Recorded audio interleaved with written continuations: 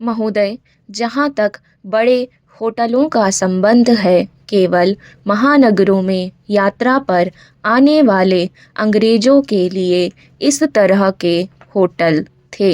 युद्ध काल के दौरान मित्र राष्ट्रों की सेना के अफसरों ने भी इन होटलों का उपयोग किया।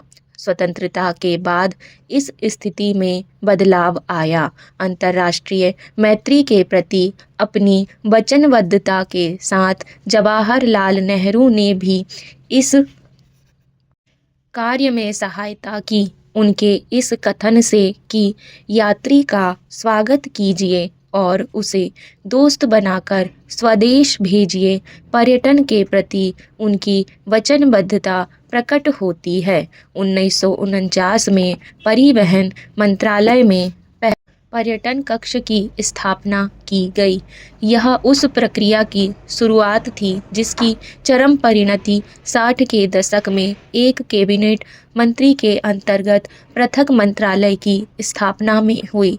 इस मंत्रालय के पहले कैबिनेट मंत्री डॉक्टर कर्ण सिंह थे।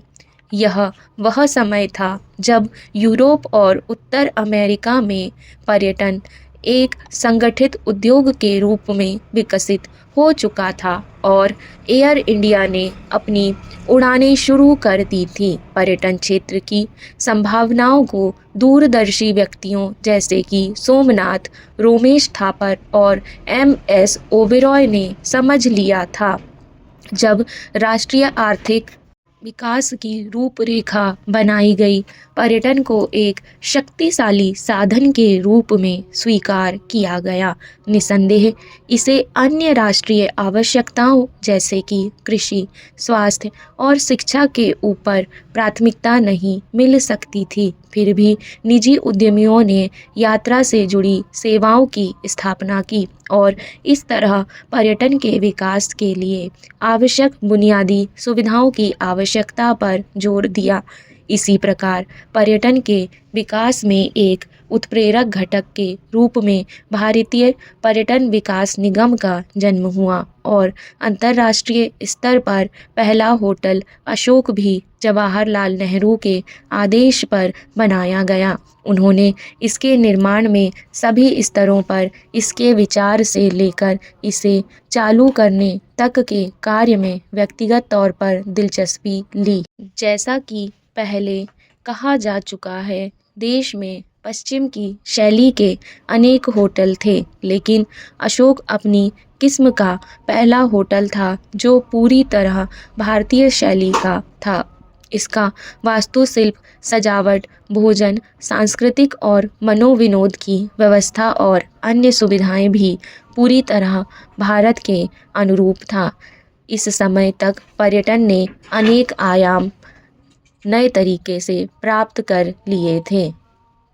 महोदय, मैं इस विचार गोष्ठी का स्वागत करती हूँ, जिसमें बड़ी संख्या में हमारे देशवासियों की समस्याओं पर विचार होना है।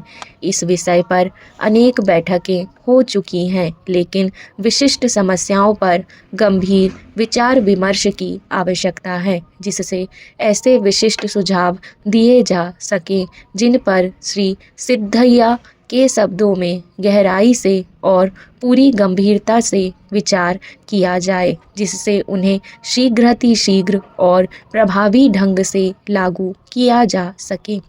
हमारे देश को अनेक बुराइयों का सामना करना पड़ रहा है। सबसे बड़ी, सबसे गंभीर और सबसे ज़्यादा समय से चली आ रही बुराई है गरीबी। लेकिन जैसा कि हमें मालूम है, गरीबी भी एक समान नहीं है, क्योंकि यद्यपि कुछ लोग गरीब हैं, लेकिन इसमें भी बहुत से ऐसे लोग हैं जिन्हें सदियों से और हमारी स्वतंत्रता की लड़ाई के दौरान भी तरह तरह से अपमान, अत्याचार और दमन सहने पड़े हैं। महात्मा गांधी ने हमारे समाज पर पड़े इस सामाजिक धब्बे को मिटाने के लिए सबसे अधिक जोर दिया। वास्तव में उन्होंने इसे इतना ही महत्व दिया जितना गुलामी या विदेशी शासन को हटाने पर दिया। उन्होंने इसके बारे में भी ठीक ही यह कहा कि यह एक समुदाय द्वारा दूसरे पर आधिपत्य स्थापित करने जैसा ही है, जो समाज की प्रगति के लिए समान रूप से हानिकर है और देश की एकता तथा मजबूती पर जैसे ही कुठाराघात करने वाला है। वैसे विदेशी शासन और इसीलिए इसे अधिक महत्व दिया गया। लेकिन मैं सोचती हूँ हम जरा कुछ अधिक ही फिर शिथिल हो गए। हमने सोचा कि अब जबकि हमने कतिपय बातों को संविधान में शामिल कर लिया है, हमारा काम पूरा हो गया है। इस तरह कई वर्षों बाद हम पाते हैं कि यद्यपि कुछ कदम उठाए गए हैं और जो अवसर पहले उपलब्ध नहीं थे वे अब सुलभ हैं, लेकिन ये संबंध लोगों का बड़ी संख्या के अनुपात में पर्याप्त नहीं है। जब तक हमारे यहाँ लोगों का कोई भी ऐसा समूह है जो अनुभव करता है कि उसे वंचित रखा गया है और जो सचमुच वंचित है, तब तक हम नहीं कह सकते कि हमारा काम पूरा हो चुका है या भारत ने आवश्यक प्रगति कर ली है, आवश्यक स्तर उपलब्ध कर लिया है। अगर किसी समूह को कुछ चाहना है तो उसके लिए कार्यरत होना होगा।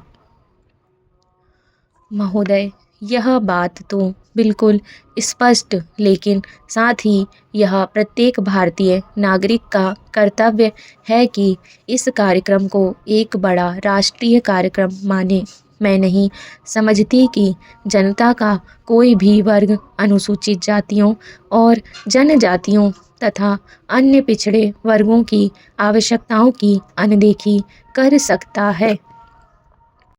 जो कुछ भी हमें करना है वह निश्चय ही मानवीय दृष्टिकोण से करना है, समाज में आधिकारिक एकता लाने के लिए करना है, लेकिन बुनियादी तौर पर इसलिए करना है कि जब तक कोई भी एक वर्ग वंचित रहता है तब तक राष्ट्र वंचित रहता है, तथा अगर राष्ट्र को और मजबूत बनाना है, और मैं आशा करती हूँ कि सबसे अधिक इस उद्देश्य के लिए सभी दल एक साथ हैं, तो उन लोगों की समस्याओं की ओर सर्वाधिक और तत्काल ध्यान देना हमारा कर्तव्य है, जो दमन के शिकार हो रहे हैं और जिन्हें अब तक भी समान अवसर उपलब्ध नहीं हैं।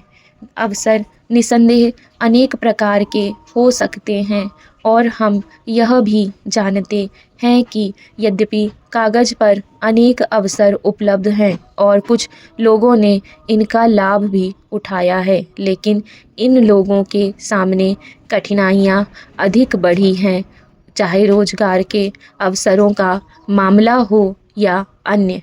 डिक्टेशन पसंद आए तो वीडियो को लाइक तथा चैनल को सब्सक्राइब ज़रूर करें। धन्यवाद।